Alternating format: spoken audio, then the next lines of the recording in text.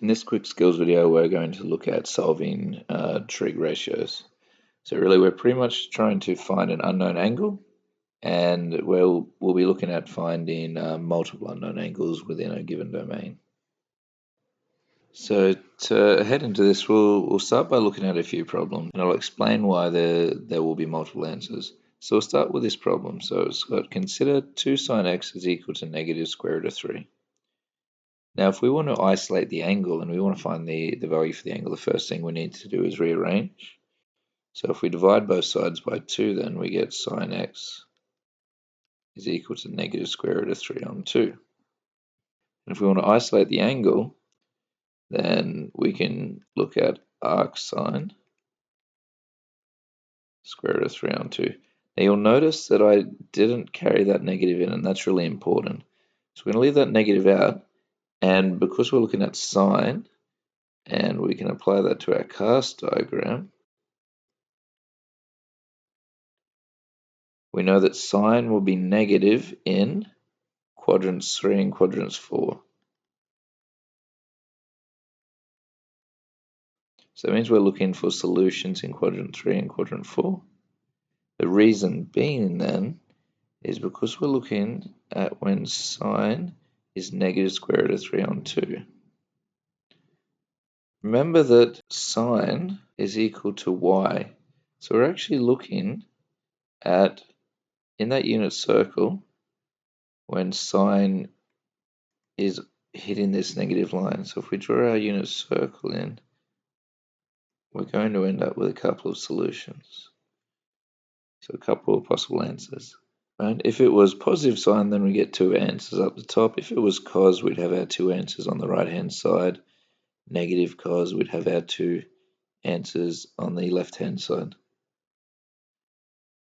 Right? So what we're actually finding here is not just x, it's a reference x.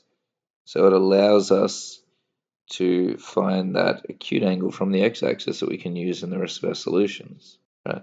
So we can draw our standard triangle then to work out what this square root of 3 on 2 will give us. So square root of 3 on 2, which means we're looking at the standard triangle that has 1, 2, square root of 3, pi on 3, pi on 6.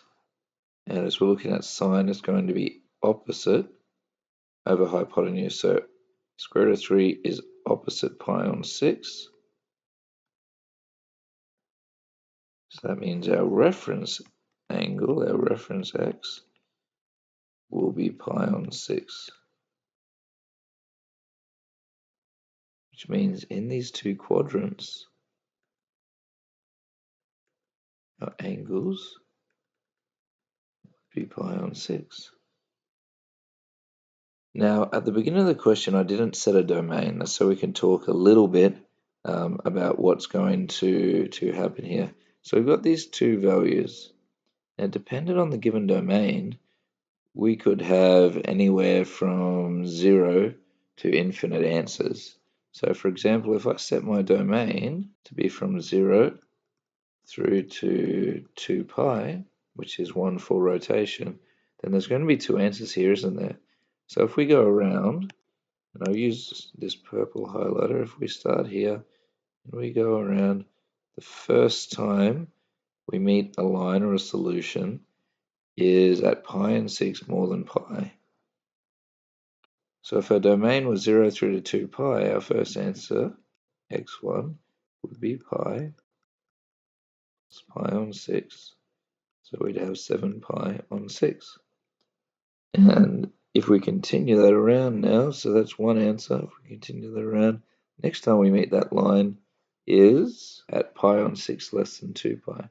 So 2 pi take away pi on 6. And we're left with 11 pi on 6. So in this case, with this domain, then our solution is that x is equal to 7 pi on 6 and x is equal to 11 pi on 6. And what that means is that if I do 2 times sine 7 pi on 6, making sure I'm in radians. If I did 2 times sine 11 pi on 6, making sure I'm in radians, then the answer in both of those cases would be negative square root of 3. So we found the angles to fit that situation. Now we can change this domain to anything we like. We'll stick with 0 to 2 pi for today, and we'll make that more complex in the coming lessons. And now we'll go through a full example from start to finish. Okay, so in this example, we're looking at the equation square root of 3 tan theta plus 1 is equal to 0 with a domain between 0 and 2 pi. So we'll start by looking at the reference angle and finding where that reference angle exists within the given domain. So square root of 3 tan theta, we subtract 1 from both sides and we get negative 1. Divide by square root of 3 and we've got tan theta is equal to negative 1 on square root of 3. And because it is negative, then we know it's going to exist if we look at our casts. Tan is negative in quadrant 2 and quadrant 4. So we can say in quadrant 2 and quadrant 4 here. And our reference angle will then be arctan of 1 on square root of 3. And if we draw our standard triangle then, again it's going to be 1, 2 square root of 3 because it's got square root of 3 in it. Pi on 6, pi on 3. Because we're looking at tan and it's opposite over adjacent, it means that 1 must be opposite and root 3 must be adjacent, so opposite, we're looking at pi on 6, that's our angle. Okay, so our reference angle will be pi on 6, and it's going to exist in quadrant 2 and quadrant 4. So let's draw those in. Quadrant 2, we have pi on 6. In quadrant 4, we have pi on 6. So now what we need to do is work through our domain and find where our solutions are. So starting at 0, we continue around to meet our first line at pi on 6 less than pi.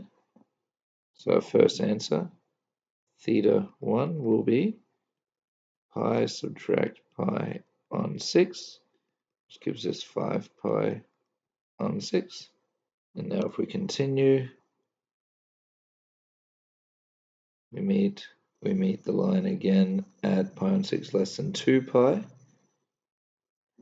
So theta 2 will be 2 pi subtract pi on 6, which gives us 11 pi on 6.